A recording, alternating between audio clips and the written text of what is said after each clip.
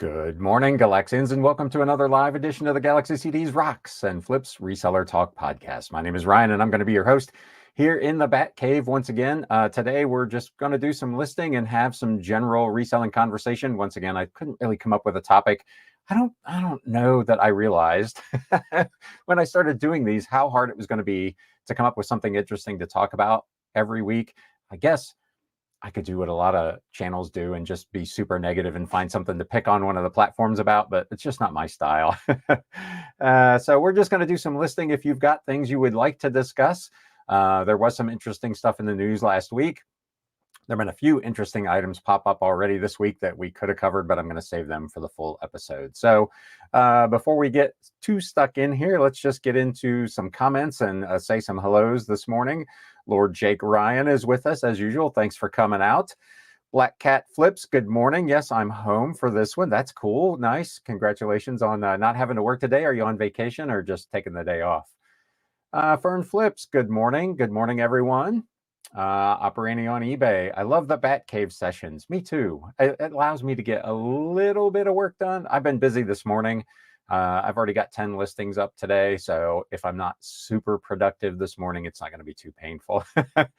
Fern Flips, I just like chatting. I'm working on my shipping for the day. Cool. I got mine done earlier this morning. Wasn't very much. I had one Mercari, one Etsy, and 6 eBay overnight. So not a great overnight, but not terrible. We'll take it. I was watching a guy the other day.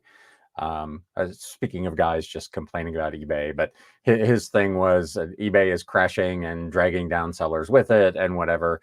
But he was talking about he had gone 16 out of 30 days without making a single sale. Supposedly has 600 and some odd listings. So I don't know. I didn't go look at his store. I'd be curious what he's selling and what his listings look like. That seemed like an awfully long time to go without making a sale. Let me know in the chat, what's your business look like? Give me an idea how many listings you have, how many things you sell a day. Do you have days where you just don't sell anything at all? And how do you feel about that? What does that do to your mindset? Papa Sticks Treasures, hello. Welcome to the show.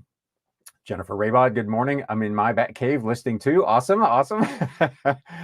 You can't see, there is actually a Batman logo framed piece of art on this wall. That's how this got its name, because when I initially was set up, the camera view was that way and people were commenting on that. So we just came up with the Bat Cave. Kapow Eagle, hello, all listing now. Good. Everybody's going to be doing some listing. Excellent. Making drafts live, just bored, says Kathy Eller. Welcome to the show. Appreciate you coming out. Black Cat Flips is playing hooky. I like the listing together lives. Cool. Well, that's what we're going to do. I've got my box of stuff here, so I'm going to grab some stuff. As always, I will share my phone with you so you can see exactly what it is I'm at least attempting to do here. So let's jump in and see what we got. Let me know what you're working on in the chat. What kind of things are you listing today? And is there a particular platform that you are listing on? I've got a bunch of old books from, this is all stuff from another estate buyout. I'm into these for, I think, about 65 cents a piece. I'll have to go back and look, but it's in that range. These are not super expensive ones to me. We'll see. Hopefully they're super expensive to potential buyers, but we'll see how that goes.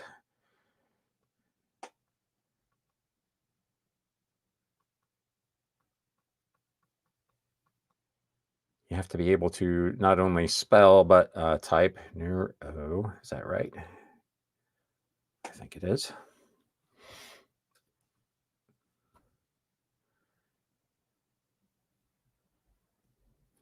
Nothing.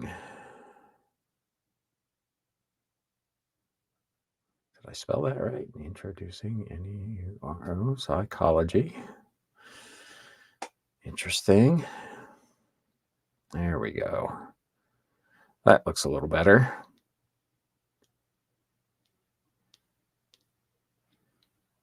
Let's try putting in the author's name and see if that helps us any.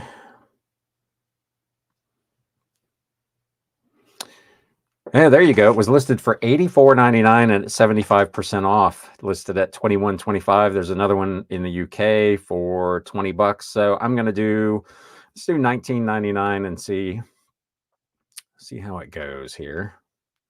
These old textbooks can be, as I talk about in my What Sold recaps, they can be good sellers. They can bring reasonably good money, but they can sometimes take quite a while to sell. Obviously, the one guy, he's way overpriced at $85 anyway, but at 75% off, maybe he'll get some traction on it.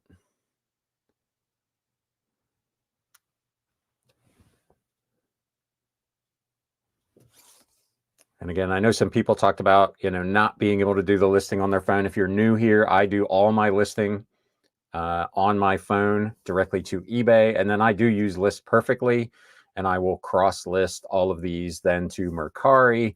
And then things like this, anything over $12.99 that qualifies as a kind of vintage item will also go over to Etsy. And I do that actually on the PC, not on mobile. I've had a bunch of these Charles C. Thomas textbooks that have actually done pretty well. Again, not necessarily super fast sellers, but brought reasonably good money. And again, into them like super cheap. So if this sells for $20 and I've got 60 some cents in it, that's a pretty good flip.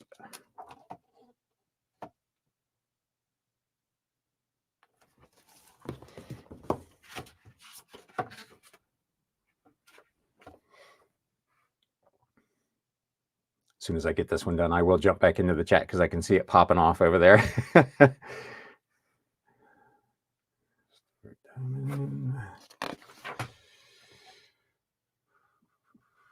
1978. So this is a good title. It's got pretty much everything I want, except for the fact that it is a hardcover with its dust jacket. So I will add that.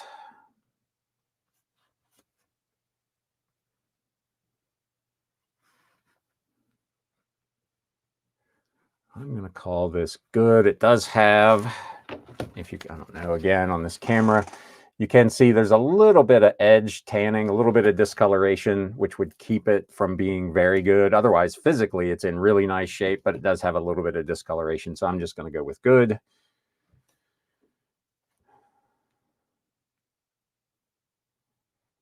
That all actually looks pretty good.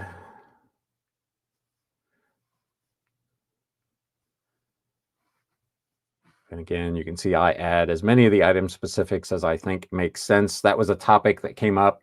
Had a lot of comments and questions on that. How many, again, that I do. I skip the ones that I don't feel are relevant, particularly in the recommended, but I will try to fill in as many of them as make sense.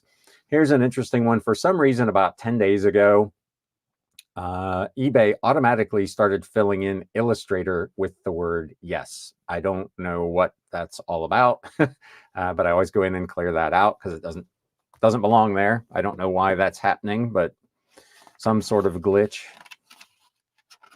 I assume it's a glitch. I wouldn't think they would do that on purpose, but so here's where I get into a dilemma. So this has an ISBN number, as I harp on all the time, but I go down to number of pages, and my book has 225 pages, and the exact same listing tied to this ISBN is shown as having 236 pages. That may be including the title page and any preface pages, but I don't like that to be in there and be incorrect. So I'm going to, you can see, I'm going to show you here. There is the ISBN on there. I'm going to go down here and I'm going to change the number of pages to the correct number, 225. There's a lot of other stuff in here. Title on this one is wrong. The rest of this looks okay, so I'm going to leave that. Put in my SKU here. And then when I get out, we'll see ISBN is likely to disappear. Boom, there it goes. It disappears. Additional item specifics are required, the ISBN. So anytime you make an edit to a listing that eBay has the ISBN number attached to, it automatically deletes that ISBN, which is another of the reasons that I don't use them, because you cannot fix errors in a listing that you copy over. Even if I had typed in that ISBN number and then gone on and made changes to what eBay thinks is the correct thing, it would have deleted that ISBN. So you got to go in here and just select does not apply, which is kind of a hassle, but it is what it is. I don't know why it's like that, eBay, if you're watching. That's something that probably should be fixed.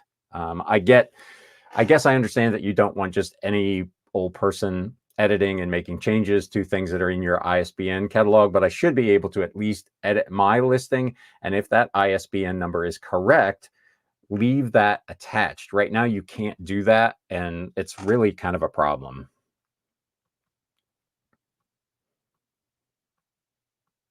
This has minimal shelf wear, light tanning of page edges.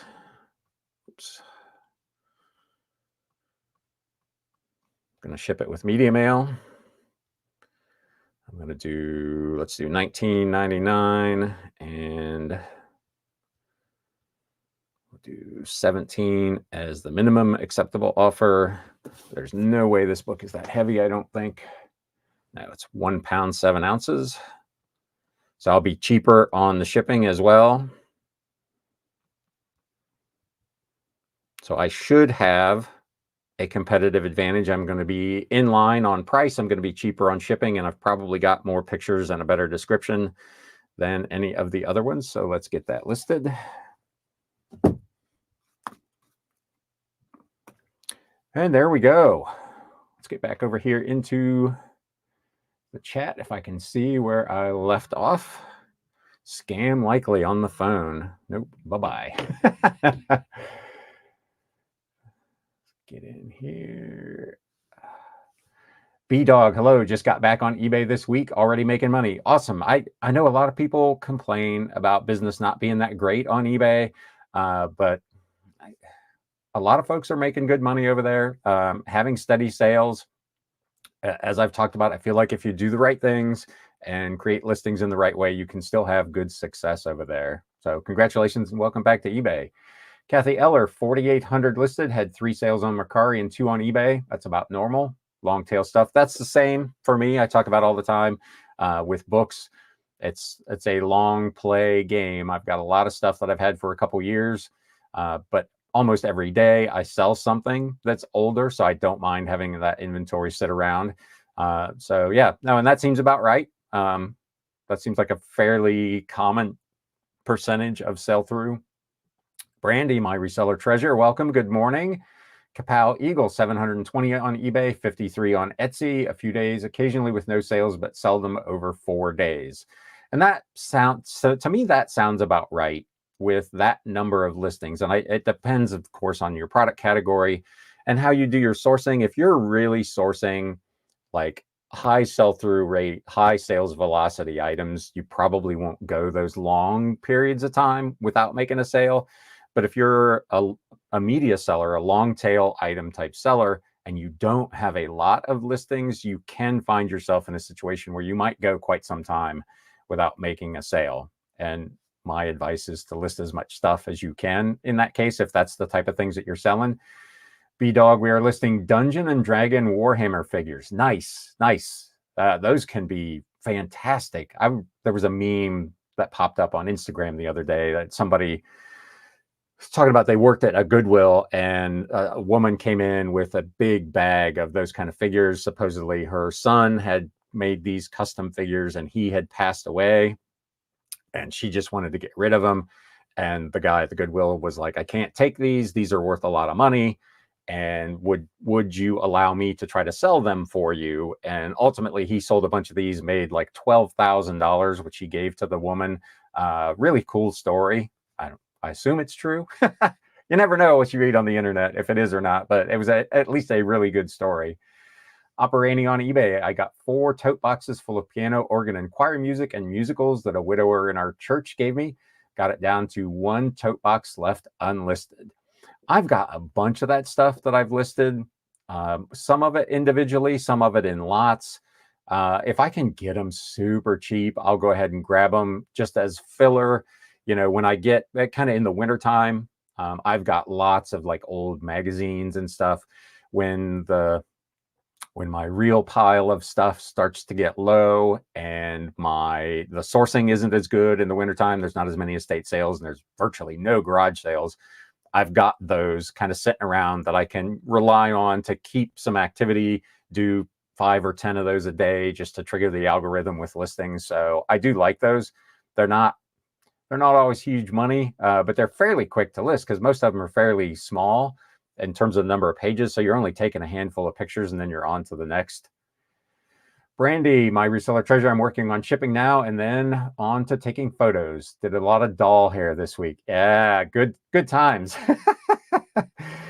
Black Cat Flip says, I'm going to be working on some end and sell similar items and then try my hand at making a listing with variations because I have 15 volumes of a vintage audio tech manual. Interesting. Are they? I don't do variations on those. I probably should, but I do them all as individual listings. Like if I have, like I'm currently listing, I just finished a bunch of these. So it's the Kit Kat. This is a set of bound magazines from a club in Columbus, Ohio called the Kit Kat Club this is from 1915. And I've got like 15 or 20 volumes of this. And I suppose I could have done one and then done variations. But I like to have the individual pictures of these separate items because they're all in slightly different conditions. So on older individual items like this, even though they're exactly the same, it's volume 1, volume 2, volume 3, I will do individual listings because they're slightly different in terms of their cosmetic appearance. If they were all identical, I might do that, but I tend to do individual listings for all of them.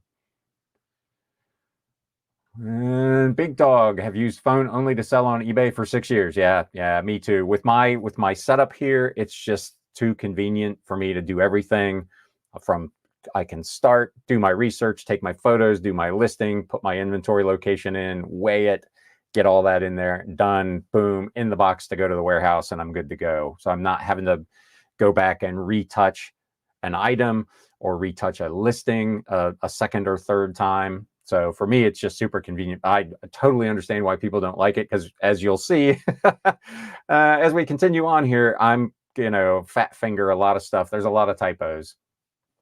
Fern Flips 1600 listed yesterday, had 2 Mercari, 4 Facebook, 1 Poshmark, nothing on Etsy, and 8 eBay. That's a good day. Congratulations. eBay has fluctuated wildly for me the last several months, but other platforms are steady. I've had the same experience. I talked about it, I think, last week. I posted on Instagram maybe a month ago now, where I had the big spikes and then the big valleys and just up and down. And eBay has continued to be like that. Mercari had just completely stopped for me for the better part of 2.5 weeks. And now it's back on a reasonably steady pace. Etsy for me is fairly consistent. It's 6 to 12 a week, somewhere in that range. Not big compared to my eBay store, which can be 70 to 100 sales a week, but it's nice extra money, and the profit margins on Etsy typically are also really good. So Media Picker, I'm here another day from, are you at work, Brandon? Struggling over there? Still thinking about going full-time, are you? Kapow Eagle, I have difficulty with photos from eBay to Etsy for books. eBay is square, Etsy is 4x3. How do you keep the photos at the correct size for the Etsy thumbnail photo? I don't actually worry about it. I just let it go. It's not, for me, it's just not that big of an issue. It still shows up. It still shows enough of the item for people to get a good look at it. And I just run with that. I don't do any additional cropping or editing. I just let it go. So that maybe makes me a bad Etsy seller, but my sales over there, given the number of listings I have, are in line with what I expect. So it seems to be working. If you're taking the time to do the editing, to get it, to crop it into the right size, great. I don't know if you could edit the photo before you take it over there, but I don't have a good recommendation for that, which is probably why I don't do it. Operania on eBay, I've heard that words in the item description box won't be picked up by the algorithm as potential keywords for buyer searches on eBay. I believe that is correct. So I've been putting a lot of keywords in the item specific boxes. Yes, the item specifics are very important. We talked a little bit about that last week. I posted, I don't know if it was last week or 2 weeks ago, the photo of a listing as I was doing research, where on the author and the title, whoever had done the listing put in the word "see photo" rather than putting in the actual author or the title. That is not something that anyone is ever going to search for. And those are things that will trigger search within eBay. So having those accurate, again, I harp on the accuracy and the level of detail all the time, but those things make a difference in how easy it is for potential buyers to find your item. You're already competing against Lord only knows how many other sellers that have that same exact item. You're competing against listings of various quality, items of different quality, and you're tying your own hands behind your back if you're not paying attention to those details and putting in as much information as you can. Give yourself every advantage that you can so that you're the one making sales, not the one making the video that says eBay is dead. Does that make sense? Media Picker says still holding strong on eBay, 1,400 active listings, currently up 43.5% compared to this time last year, selling mainly CDs. Awesome. My numbers are not that good. I'm up, I think, about 12.5% to last year, which is still, I'll take it, all things considered. When you look at, to have a little further conversation about why there are people who might think that eBay is slow or dying. If you look back over the last several years, eBay and to some extent Etsy as well, neither of them have really reported much growth in gross merchandise volume. Quarter to quarter, it's 1%. It's essentially flat going back a couple of years. So eBay's sales are not really increasing a whole lot. But it feels like there are more and more sellers, even casual sellers, just people popping on there. So you've got more sellers, more items, and eBay's aggregate sales are flat. Just the basic math says that any one individual seller on average is probably selling less stuff because you're chasing the same amount of dollars that are being spent on eBay, but there's more competition, which goes back to my previous point about making sure your listing stands head and shoulders above the others. Do your research, put the stuff in there, take the good photos and all that kind of stuff so that you are not one of those people that gets caught up in the trap of, eBay's volume being flat. And now there's 15 people with your item where 2 years ago, there might've been 6 or 7. It's just in the end, it's a numbers game. And until eBay figures out how to drive more traffic to their site, which you can let me know in the chat what you think of this opinion, but they don't seem to be doing a ton of that. They're trying to attract sellers. They're trying to make additional profit through advertising fees, promoted listings, offsite ads, and that sort of thing. But I feel like they're not doing a terrific job at this point of driving additional buyer traffic to the site, which is where we all would make more money. So you can let me know what you think of that, but it's definitely a challenge. Lindy Moo, hello. After a bad July, I made 15 consecutive days on eBay. Awesome. Congratulations. That is always good to hear. Operating on eBay on the KitKat listings, do you put a link to similar listings within your item description box? I do not. On that particular one, if somebody would search for KitKat Columbus, I think there's only one other seller that has any of those listed, and he only has one. And I think I've put up 8 or 9 so far. The reason I don't is because of the volume of things I'm trying to list. You'd have to go back and edit. I'd have to pull the link off of any or all of the other listings to add into the thing. And I guess I would just hope that someone who is searching for that would then look in my store or would look in eBay's search more broadly and see that I have additional ones of these. I see it pop up all the time in my send offer eligible stuff, where if I've got, say, a science fiction magazine digest, someone will have seen 3, 4, or 5 of those and they're watching all of them. So somehow people are finding the multiple quantities of these things that I have, but I do not put an extra link in any of the listings. Sometimes I will share, like to Facebook or whatever. I'll go into my own shop and I'll do a search for, say in this example, the Kit Kat things.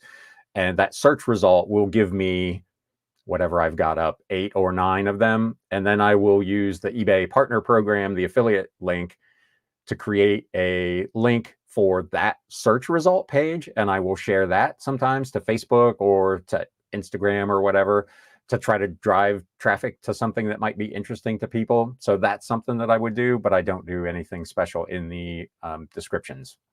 But that is a good tool to use if you've got the time, especially if you've got a limited number of listings where you can take the time to go back and make those changes. That is definitely a good strategy. Callie Debs, good morning, Ryan, and everyone in the chat. Welcome. Good to see you as always. Media Picker, sort of at work, sort of just spacing out. I feel that. Operani on eBay asks, on item specifics, when I have a lot of 4 books, I create item specifics like first book title, second book title, etc. Is that overkill? I don't usually go quite to that level. What I will do is I will, for the title, for instance, I will put in the one that I think is the most popular, the one that people are most likely to be searching for as the title of the book. Let's say I've got 3 Isaac Asimov science fiction books.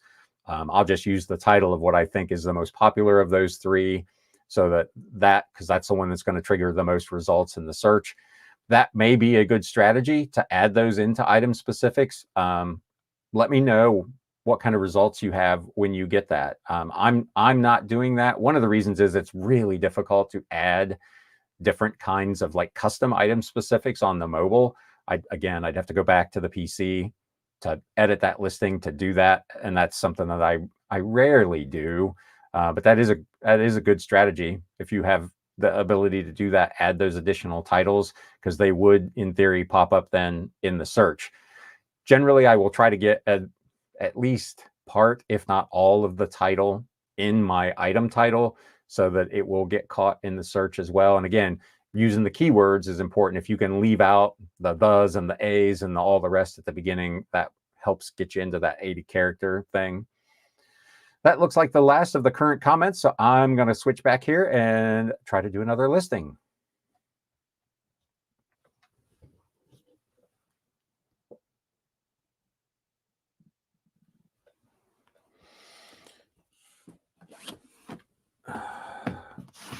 The Climate of Indiana by S.S. Vischer. This was definitely part of an estate buyout fairly recently.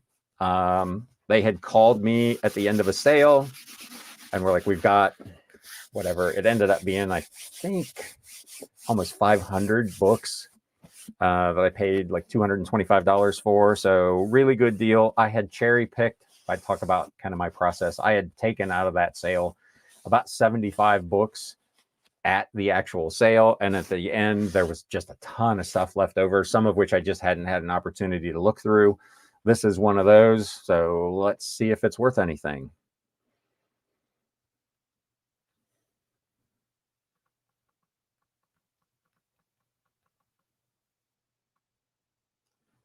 And you can see right away I can't type.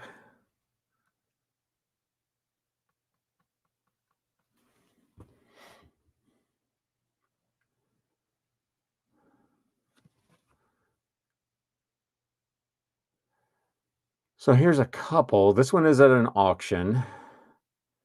That one's from 1944.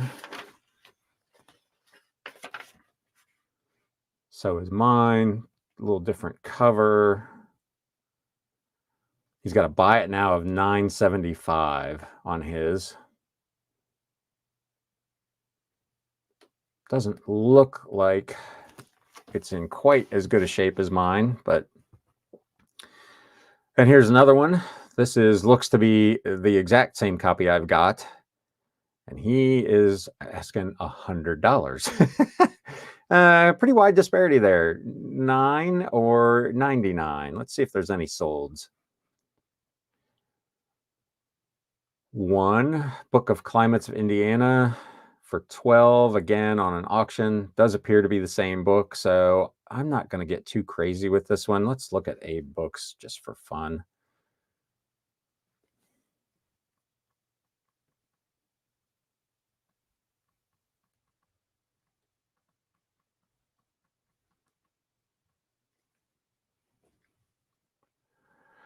So 12, 20, 22. So you got one that sold on eBay for 12. You've got auction that could be bought for 10, but it's not in as good a shape. So for me on this one, the guy who is at $100 is definitely an outlier and is completely out of the realm of possibility. Doesn't make any sense. I don't think $10 makes sense, but I'm going to do $12.99 with the best acceptable offer of 10. Again, I'm into this for well less than $1, so I'm going to use this one, however, as my resource because the title is a little closer to what I want.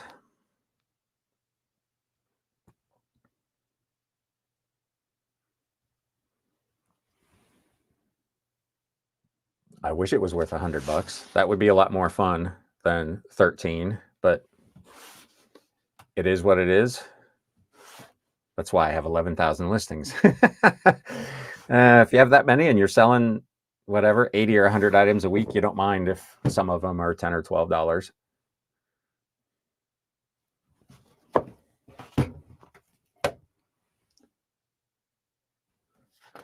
Again, if you weren't here last week when we did this, anytime I see any writing on the board or the end paper, I try to take a picture of that so people know that there is some writing on it. If I see any like notes or highlighting or anything, I will generally try to take a picture of that as well.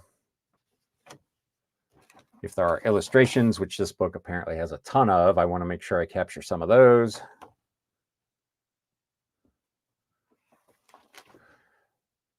I will generally do a minimum of 12 pictures, 6 outside, 6 inside. I'm going to do a couple extra on this one because this is a really big book. Look at the back board and make sure there's nothing. Yeah, and this is clean. Pages are pretty tan. Like we talked about last week, if you're not familiar with that term, again, you can see there's discoloration on the pages, particularly along the edges. So that's something that I will put in the description, even knowing that a lot of times, of course, people don't read the descriptions or even look at the pictures, but it's all in there. That way I'm covered if there is an issue on, the back end. A seller or a buyer says they got something that is not in the condition described. I've got like a bunch of pictures that show that it is exactly as described. I am going to call this acceptable condition because of the tanning, and there's a little bit of staining on the cover of this one. Again, I'm going to change all of this because eBay and Google, neither one like all caps.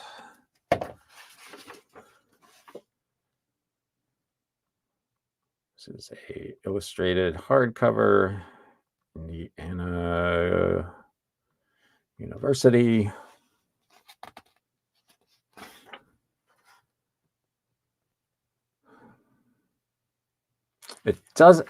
I would guess this is a first edition, but it doesn't say, and there's no specific indication, so I'm gonna err on the side of caution and not call it that. It's in the antiquarian and collectible category, which is where I would put it. I'm going to call this Earth Science.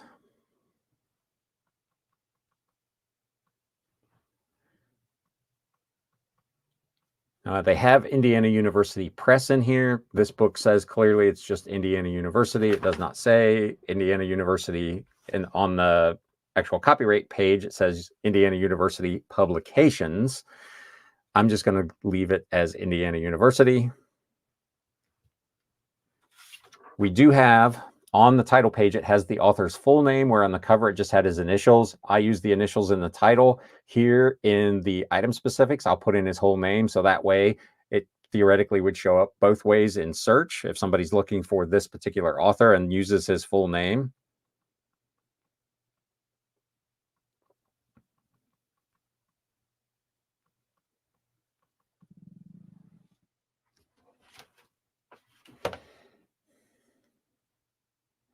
They had the subject as history.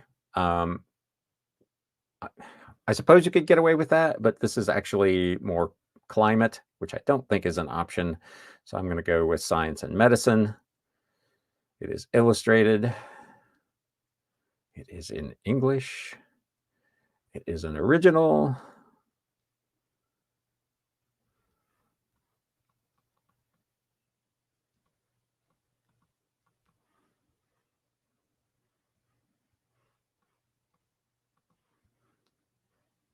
There is no ISBN. This predates ISBN numbers.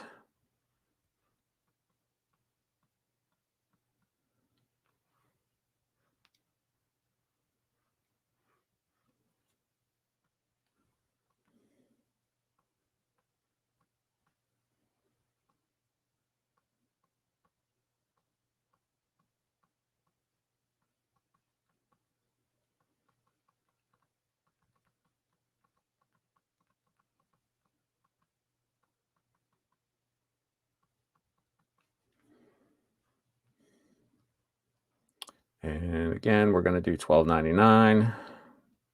Would much rather do $99.99, but I don't think it'll ever sell at that price.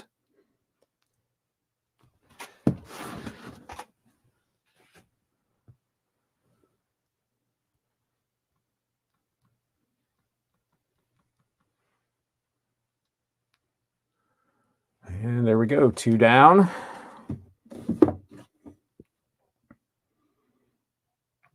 Hop back here into the chat. Gem Setting Girl. Good morning, Ryan. Currently have 87 items. Started in February and have sold 14 items. 5 of those were in the past month. Tried cross-posting to Mercari and it adds free shipping. I can't fix it. Mercari has been doing some weird things with shipping. Like on all of mine, it's trying to automatically add their shipping, which I do ship on my own. I'd have to see your screen to know what Mercari is doing and to try to advise you. If you can reach out to me, my email is in the YouTube bio, or it's just galaxycds@gmail.com.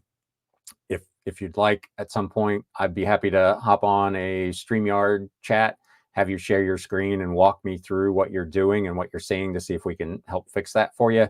Because it should not be doing that. Free shipping is an option. You can offer that there, but you don't have to. But I'd need to see your screen to see what it's showing you and kind of direct you how to adjust that and get that out of there. But it should not be doing that. It does of course have a default, but you should be able to not use that. But I'd need to see what it is. So again, if you'd be interested in doing that, just reach out to me, galaxycds@gmail.com. And we can set up a time where I can hop on a quick StreamYard with you and see if we can fix that for you. That is it in the chat. So I guess we'll go back to this and do another one.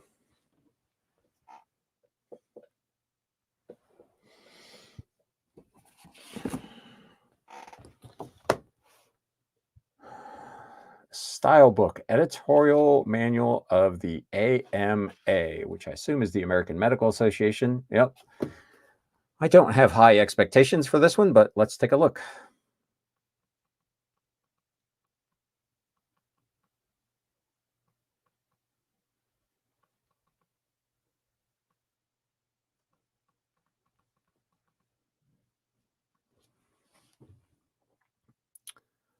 And there is one. It's in Germany. It's $14.93 plus $21 in shipping. So I am going to go ahead and list this. I'll probably split the difference because obviously my shipping domestically is only going to be like probably $5 on this, $4.63, I would think. So if I list mine at say $19.99, I doubt, I'd be very surprised if there's any solds, but let's look. Yeah, so here's an item that is long tail, may sell, may not ever sell. Don't want to overprice it. I'm not going to try to do, this. The one in Germany would cost somebody essentially $36.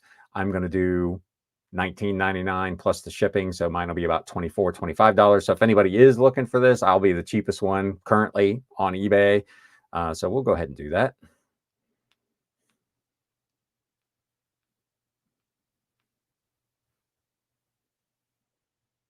And again, this one will be kind of acceptable condition. Again, you can see there's some discoloration on it on the cover. It's not real worn, but it is a little discolored, a little bit of tanning on the page edges. So this is probably acceptable, bordering on good for me.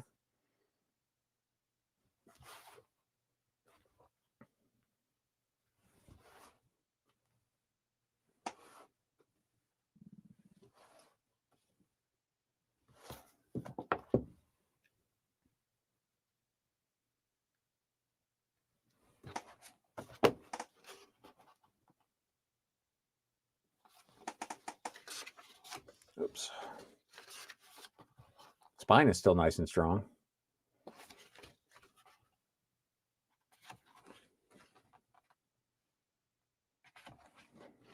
And I'm just going to do 12 pictures on this. There's no illustrations. There doesn't appear to be any notes or highlighting. It's fairly clean that way. So, see, you just never know. My initial reaction when taking this out of the box was that this was a nothing burger, and it may still be a nothing burger. It may not sell, but at least it's got a little, appears to have a little bit of value.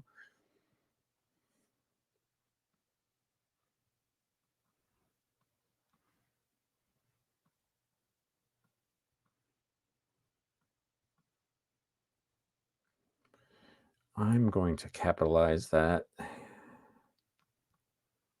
Oops.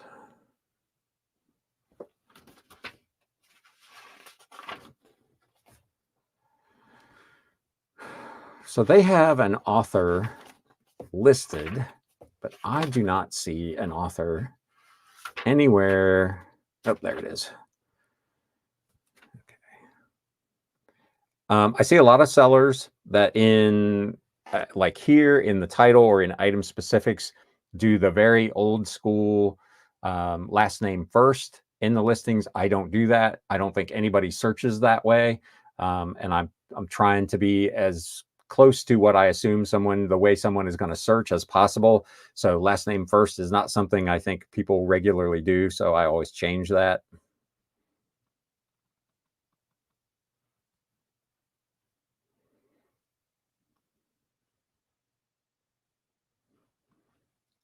I got a random symbol in there. This is a 1976 6th edition. I can actually do that. I think I have room to fit paperback in there.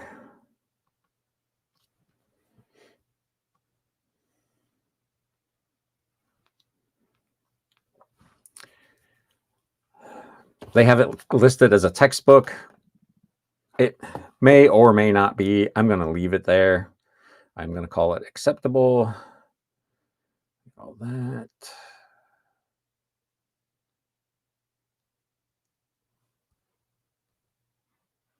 Mine is a trade paperback. Again, if you're not familiar, trade paperback has a little heavier cover than the standard paperback. So this is a trade paperback. Theirs is a different publisher, or they used an existing listing that was wrong.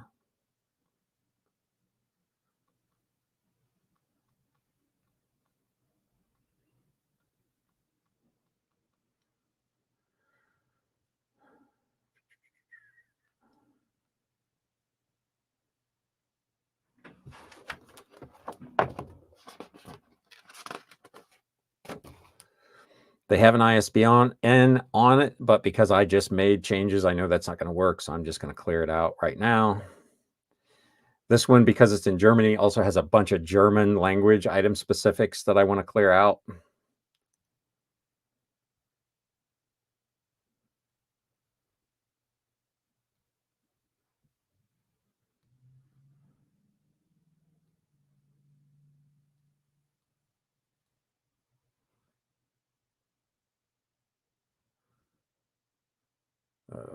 Here's an interesting one as well.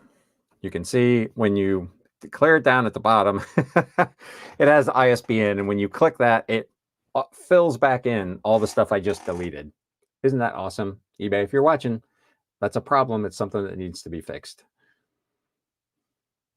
I don't know why it does that. It is so weird.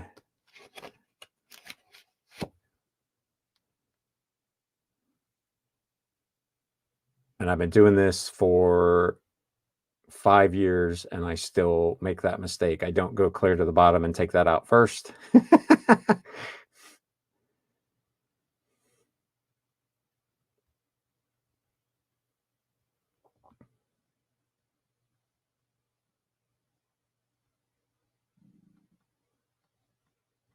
Oops.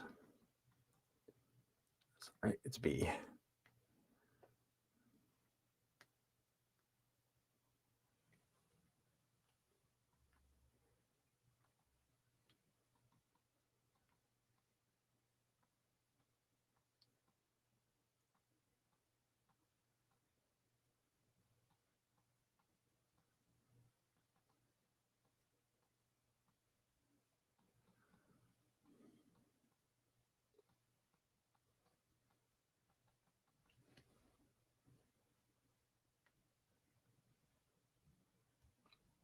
And we're going to do 1999 and 17. This is probably about 10 ounces.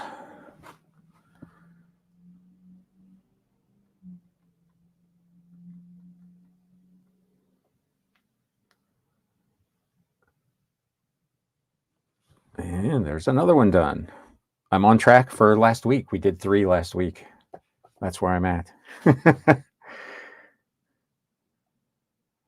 Well, the eBay, the chipmunks on the wheels are slow this week. Let's hop back into the chat while we're waiting on that. Miss Lachey Resells. Hello, Ryan and chat. Welcome. Good to see you as always. Kapow Eagle, where do you look when an antique book is not found anywhere? I have a John Adams 1808, no cover, and Abe only has reprints in the last 40 years, none on eBay, Etsy, or anywhere I can find. Worth Point, if you have or know someone who has a Worth Point subscription that can check that for you, that would be a good place to check. Miss Lachey says Library of Congress. That would probably give you more details on it, but I'm not sure it would be helpful for comps if you're looking for pricing. In a lot of cases, if I've got something like that and I can't find anything, I would just do like a generic Google search. You can also look at biblio.com, which is a site similar to Abe Books that occasionally will have something different. You can check Amazon if you haven't. Unlikely that you'll find one there. I've got a few of those, and usually what I will do is start it as an auction. So I'll have a number in my head. I'll look at those reprint, like the classic reprint series, and kind of get an idea what the range is that those are selling for, and start maybe there or slightly above as an auction just to see if I get any traction. You could try to price it high and just ride it out and see, maybe do a couple $100, $400, whatever number feels good for you, and leave offers open with a pretty broad range just to see what kind of offers you get on the item. So that would be another strategy. But there are times, particularly on books, once you start to get beyond like the late 1800s, you start going back into 1830s, 1820s, and so on. It gets very hard to comp because there's not obviously a lot of them still in circulation, and there's probably even less of them that have sold. So it can be really challenging to get a comp. You might look for, if there's an author available, look for other books by that author from the same kind of time period and see if there's anything that pops up that will give you an idea of the value of that author. Those would be kind of some of the things that I would do to try to sort out where I would want to start it. But I would, my gut instinct is that I would probably put it at an auction at a number that I would be happy getting out of it. I don't know what you've got in it, but let's say it was one of these books that I'm into for 60 or 70 cents. I might start an auction at 49, 59, 99 and just see what happens. And if nothing happens, then maybe I just bump up the price to $100 with an acceptable offer down to where I was at the auction at like $50 and then see how it goes. But those would be a couple of suggestions, but those can be very difficult when you're not sure and you can't really find anything. Miss Lachey resells. I try to avoid listing in the textbook category unless it's truly a textbook. Seems that category doesn't do well for me. And again, I don't know. I suppose, again, it's a filter that you could use. So if you put in that title and then filtered before you searched and looked for books versus textbooks, when I filter, I just filter with books unless I only want to see like antiquarian or collectible or textbooks when I'm researching. But I generally will do it really broad. I'll just start with books and see what I get. And then if there's like a blue million of them, then I'll start narrowing it down. I don't know how frequently people filter their searches. I like to have those filled in just in case they are. But yeah, I can see like that one. I was pretty iffy on textbook or not on this one. There's only one other one listed, and it's listed as a textbook. So my only direct competitor right now on this item anywhere in the world is also listed as a textbook. So I feel pretty confident that if somebody's looking for that, mine is going to surface along with the other one. If it was kind of a mixed bag and I was on the fence, I probably would have switched it to book, if that makes sense. But because there's only one other one and he's listed the same way, I'm trying to match what will come up potentially in search for his item so that my item is there and I'm cheaper.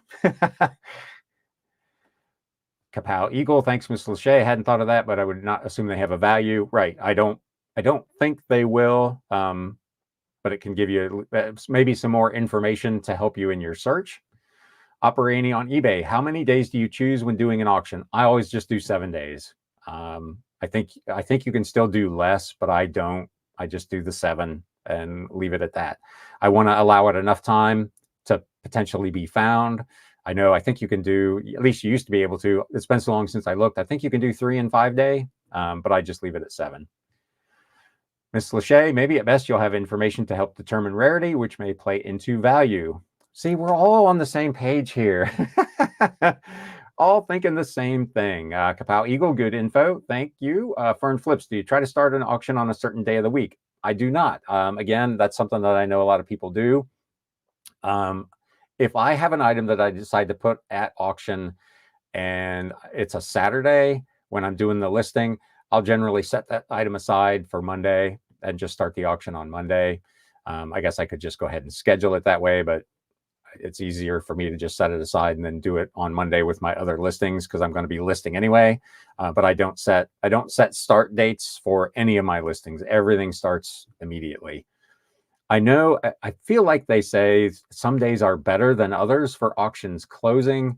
I can't, if you know, let us know in the chat. I don't remember what the details are on that. I don't know which days are particularly strong, but I don't try to target a specific date. That again looks like the last comment at the moment. So let's try to do one more of these things.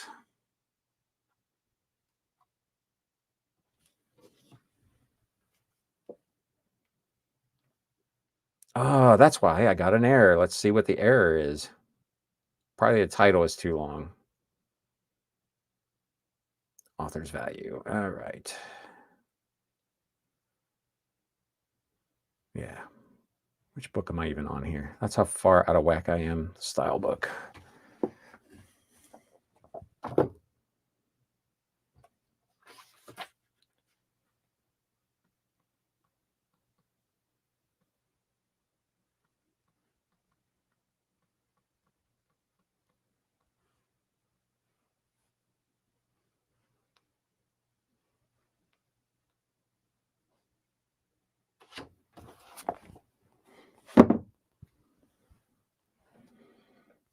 All right. What do we got?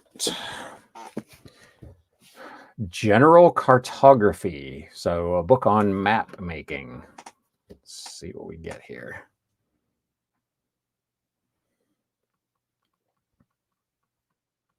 Oops.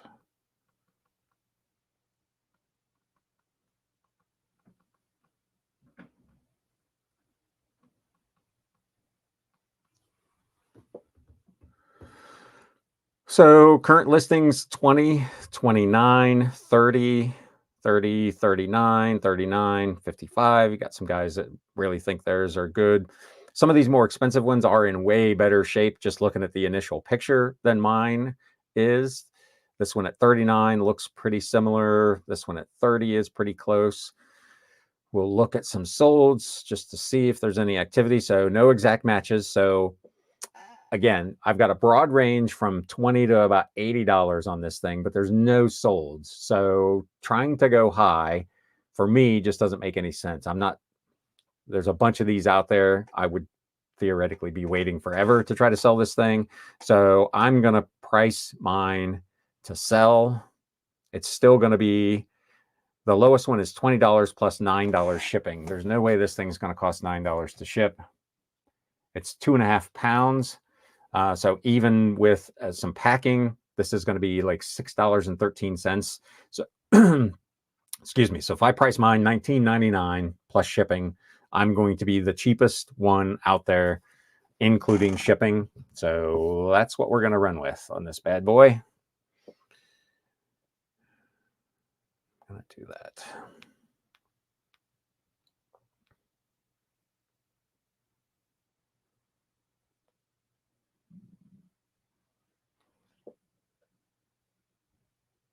And this book's not in bad shape, but it's got some shelf wear.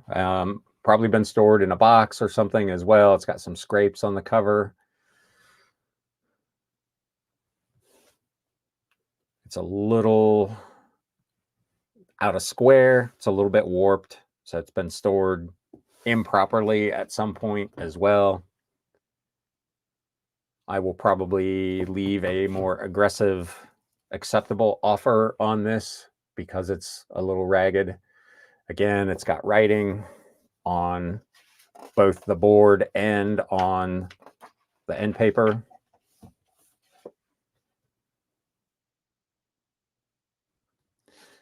Looks like this might be a later edition as well. I think the other one said 1938, which is the original copyright date. So this is a later printing of this book, which in theory, some people might want the later one because it's got more updated information. Other people want the first edition.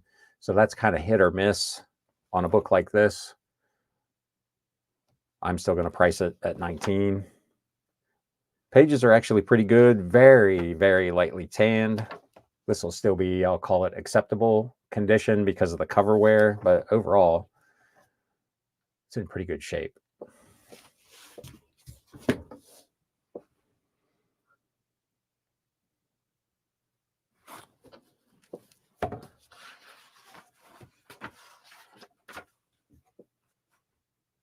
Again, this is a different year.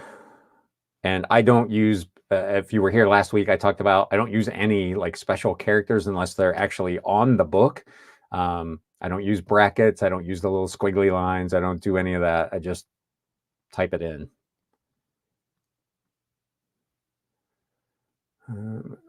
Book company. I'm going to change this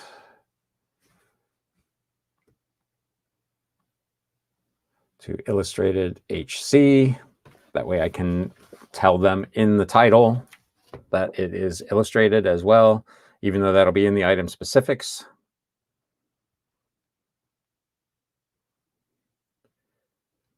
Again, you can see here, this person has the last name first thing, which I do not do. Old school.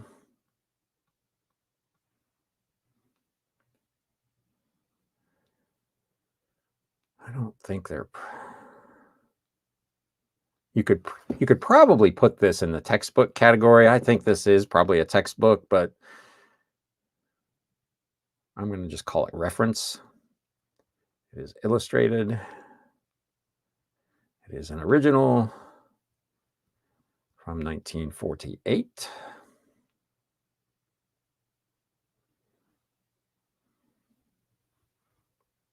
I was smart that time. I went down and looked, took that ISBN out of there. He's got an ISBN in there, which I assume is from a much more recent copy of the book because ISBN numbers didn't even come into place until the late 1960s. And this book is from the 30s or 40s. So it would not have had an ISBN. So he's put an ISBN number in for a reprint.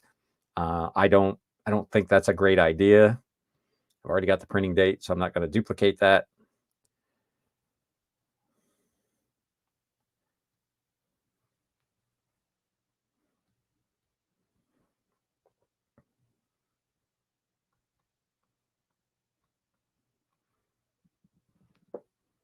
And we are coming up on an hour here. So if you have anything else you'd like to discuss real quick in the chat, we'll make this kind of last call for that.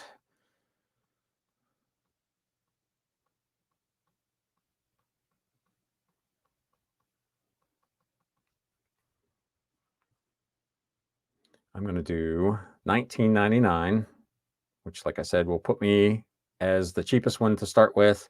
I'm going to be willing to take down to $16 on this. Normally I do 15% off, so $17, $3. But this one's a little rough on the front cover, so I would allow an extra $1 off. What did I say? It's like 2 something.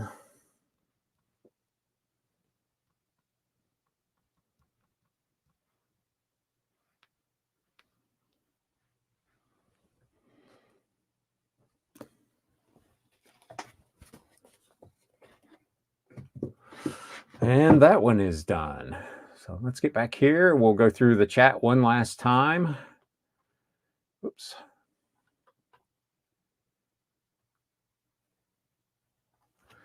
Land Shark Picker, welcome. Good morning. Thanks for stopping out. Kapow Eagle, thanks. That helps a lot. Paid 37 cents. Yeah. So you don't want to like undersell it. I mean, if it's a $800 book, you'd like to get $800 out of it, but it's, as you're discovering, sometimes it's really hard to tell. And set a number that you'd be happy with and price it. And maybe it's one that you put in like a reminder file to go back every so often and look to see if anybody else has listed one and what they've done with it, just so you could go back and not miss some value. But in a case like that, I'd try to figure out what's a number I'd be comfortable with. Again, from 37 cents, if you got $50 out of it, you'd probably feel all right with that. But yet you don't want to leave money on the table if you don't have to. Miss Lachey resells. I've heard Sunday evening, night for auctions ending a lot. For me, I try to capture the weekend. There you go. Most auction activity comes at the last minute, so you definitely want that to be at a time that captures the most people. Yes. I have noticed, and again, because a lot of my items are so unusual, I'll get 1 or 2 bids fairly early, and then it's crickets. There's nothing else, and then it just closes. I've had a couple. I had one that I think will be in next week's What Sold recap that did get a bunch of crazy bids at the end, which was pretty fun. But a lot of my stuff, that doesn't happen. It gets 1 or 2 watchers, it gets a bid, and then pretty much everybody's done. But typically that is the way auctions work. Big Dre, good morning. I'll have to watch the replay. Woke up late again. Hope you're feeling a little better. Heading to the storage unit to get orders. Good. Glad you got some orders going. Operating on eBay. Would you accept an offer? Do you routinely send an invoice? I accepted a lowball offer 2 weeks ago and still have not received payment. If that's on eBay, I've got like automatic cancellation set up so that if the bidder, the buyer, does not pay within 4 days, eBay automatically cancels that and relists it for me. So I would not wait more than 4 days to get paid for an item. I would usually, what I do in those cases, because obviously they get a notification right away from eBay that they've won the item, they've purchased the item, and to pay. And if it doesn't get immediate payment, I'll let it go a couple of days, and then I'll send an invoice, and then it'll go a couple more days, and eBay will automatically remove it. Because I'm not trying to wait 2 weeks. You are very generous for waiting 2 weeks. I would not do that. I would go ahead, if it was me, I would go ahead and cancel that and move on with life. That person is not buying. And it's oddly, it does always seem to be like the ridiculously lowball offers. You get a legitimate offer and they pay right away. You get somebody that's just trying to rip you off, essentially, buy $100 item for $10, and you decide, you know what, I'm going to take it. I just want to get rid of it. And you take that offer, and then you don't hear from them. Sold a lot of 4 Bibles for $57 plus shipping. Paid $1 each, says Big Dre. Yeah, Bible. I talk about Bibles all the time, particularly older ones. Love them. You can usually pick them up for $1 or $2. Some estate, it's been interesting here lately. Like some estate sales and some garage sales, they will not charge for Bibles. They will just give them to you. And I always tell people, I'm a reseller. This is not for my personal collection. I'm more than happy to pay you for it. And a lot of times they still won't take any payment for the book. So you've got that on the one hand. I've got another estate company that I go to that I think is on to me because all of a sudden, all of their Bibles are like $5. Even the ones that are only worth like $3 or $4, all the Bibles are $5. They're trying to max out the profit. So that's a really interesting situation where a lot of people on religious books, Bibles in particular, won't accept any money for them at all, and others are now trying to rip my head off for some reason. Kapow Eagle says, do you take photos in square mode? Yes, I do. I take all my photos in 1x1. That is eBay's preference, and that is where I have most of my listings. That also works well on Mercari. Like we talked about earlier in the show, it's not ideal for Etsy, but it doesn't seem to be impacting my business. So I've got 11,000 listings on eBay. My photos are optimized for that because that's my primary. It's 80% of my sales. Mercari, I've got coming up on 10,000 listings over there because I pretty much put everything there, and 1x1 works well for them as well. So the one outlier is Etsy, which prefers a slightly different format. And I just don't worry about it. Bailey Banks, do you have any ideas on what I can do to improve my slow sales right now? So this is an interesting one. I did a whole episode about some of the things for like summer slowdown. So I don't know what you're already doing.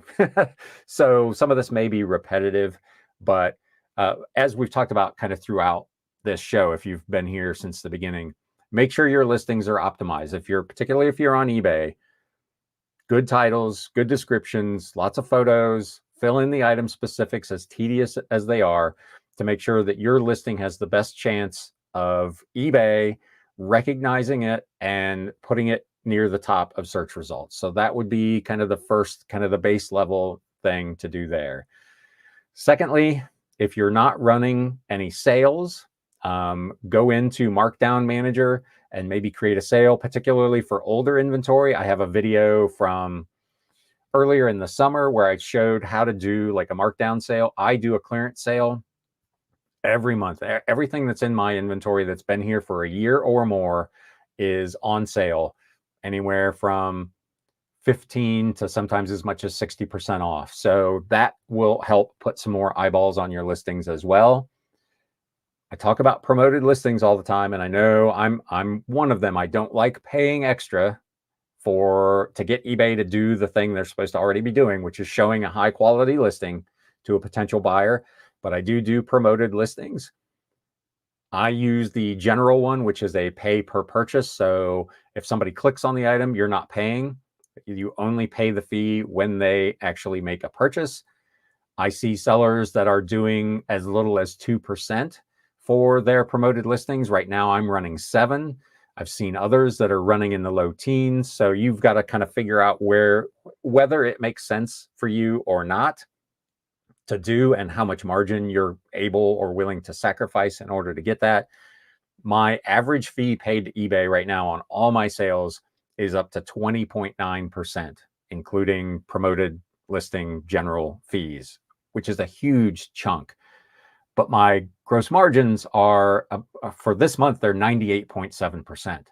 Before the fees, before shipping, just the gross margin on my product versus the sale price is sufficient to handle a nearly 21% fee to eBay. So that's why I do that. I look at my stats pretty regularly, and I talked about this a couple of episodes ago. My impressions, before I was doing promoted listings at all, I was getting several 100,000 impressions where my listing showed up in someone's search. They didn't necessarily click on it, but at least it flashed into their field of view. Several 100,000 a month. When I switched to promoted listings general, month. So a lot more people are seeing those listings and clicking on them and then making a purchase. About 60% of my business is through the promoted listing general program.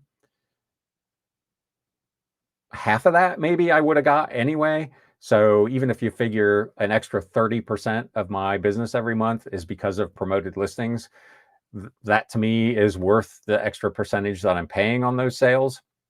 So I would consider at least looking into that. Maybe you try a fairly low percentage just to see what it does. My stats show me on my dashboard that I get more clicks from organic search, which means a person is legitimately, genuinely interested in that item, and it just showed up generically, organically, and they clicked on it.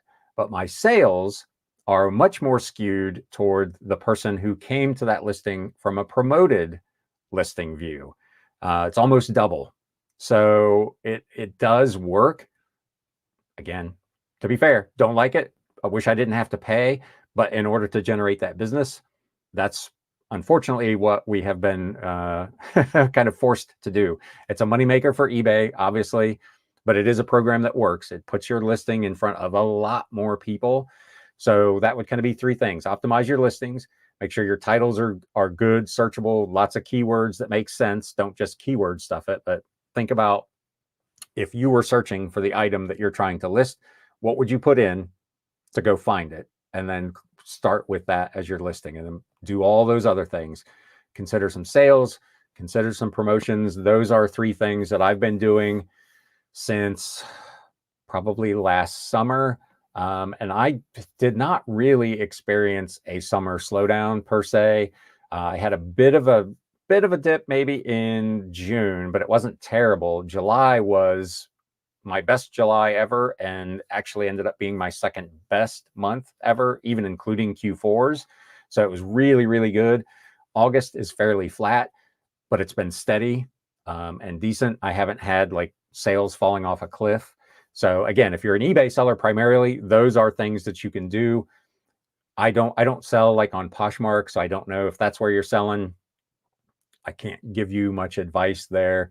You share your closet, share your listings. You've got to be really, really active over there, is my understanding, in order to make things click.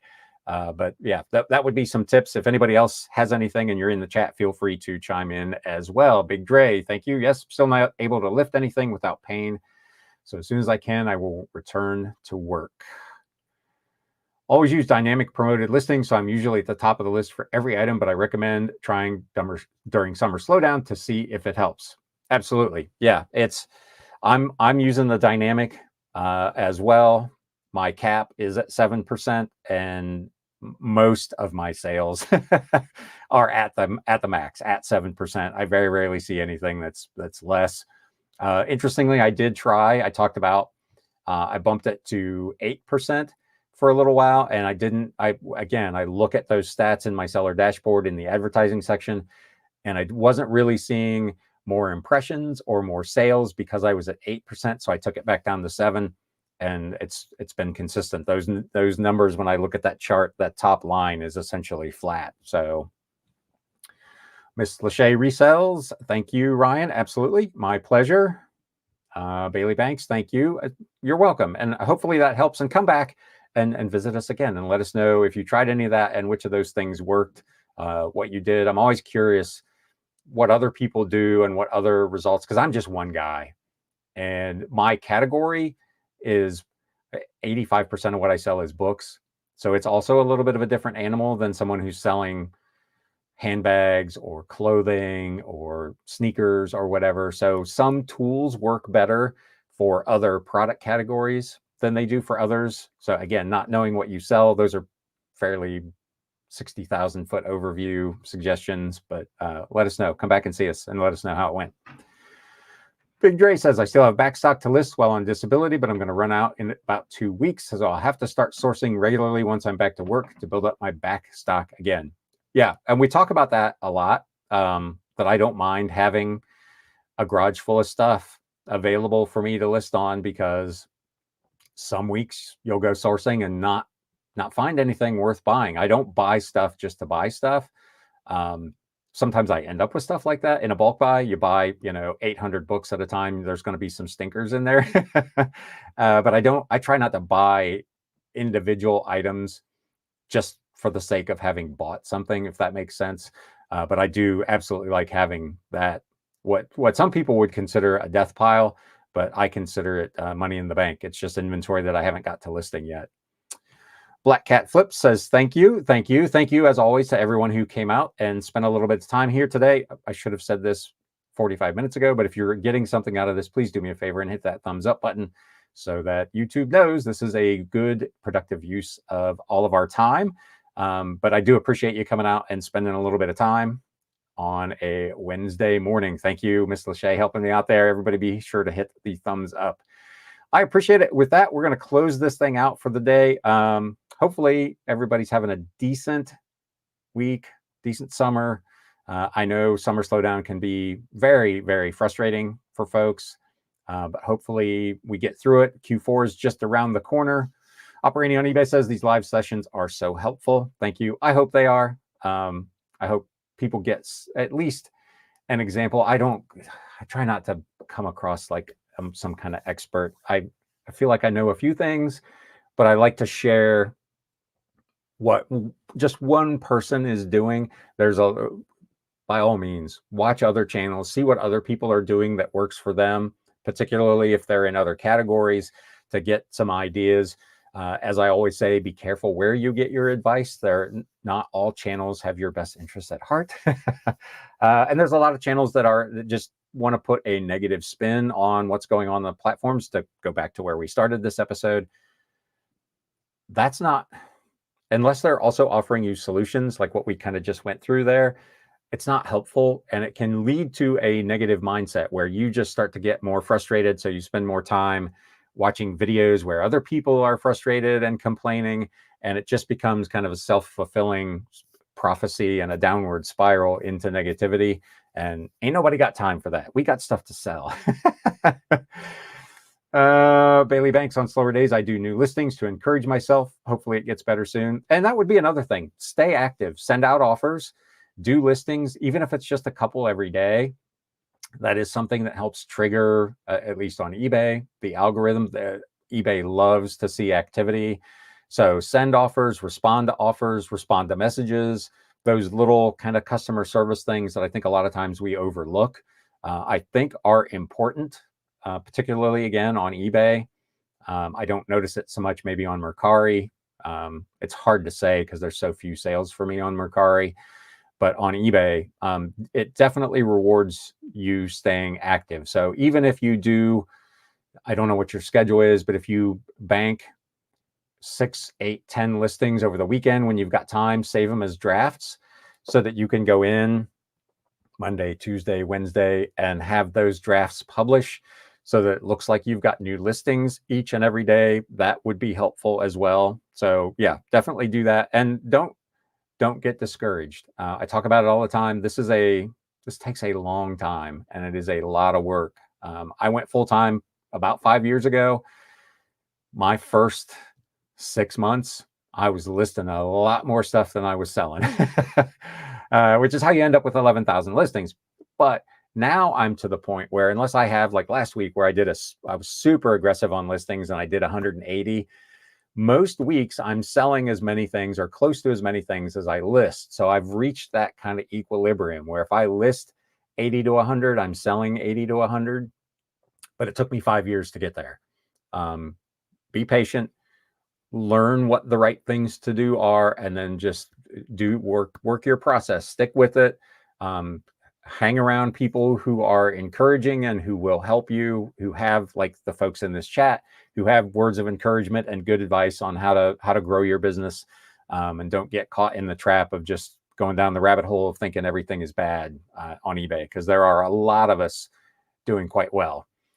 Kapow Eagle says, thanks, Ryan, and all that chime to help rather. Sorry, it's truly appreciated. Yes, and again, I so appreciate the people who come into the chat and fill in the blanks and beat me even to the punch sometimes with what they have to say. Big Dre says, I keep about 100 drafts in case I'm busy and don't have time to list from scratch. I can list quick with drafts. Yep, that's a great strategy. Again, particularly if you're not full-time. I am full-time. This is all I do, YouTube and eBay listing. So I'm able to do, the only day I generally don't do listings is Sunday. I give myself that grace. I usually record my main podcast on Sunday, but I try not to do much work other than like responding to questions or offers. But other than that, I list 6 days a week. I list Monday through Saturday. So you've got to feed the beast, as they say. Media Picker adds, with everything I have going on, I have 50 drafts saved. Yep, it's good. Like I just talked about with the the garage full of stuff. That's kind of my draft pile. That's where I pull from to list things.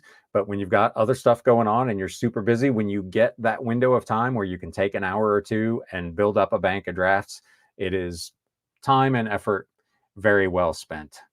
With that, we're at an hour 20. I need to get out of here. My dog, I can hear her up. She's in their crate. For those of you not familiar, I got a dog a couple of weeks ago, and she is ready to get outside. So I'm going to go let her out. Thank you again to everybody that came out today. I appreciate your ongoing support, your help, your conversation, and your friendship. Thank you. And now it's time to sell. Thanks, guys. You have been listening to the Galaxy CDs Rocks and Flips Reseller Talk podcast. Thank you so much for tuning in, and we will catch you again next time.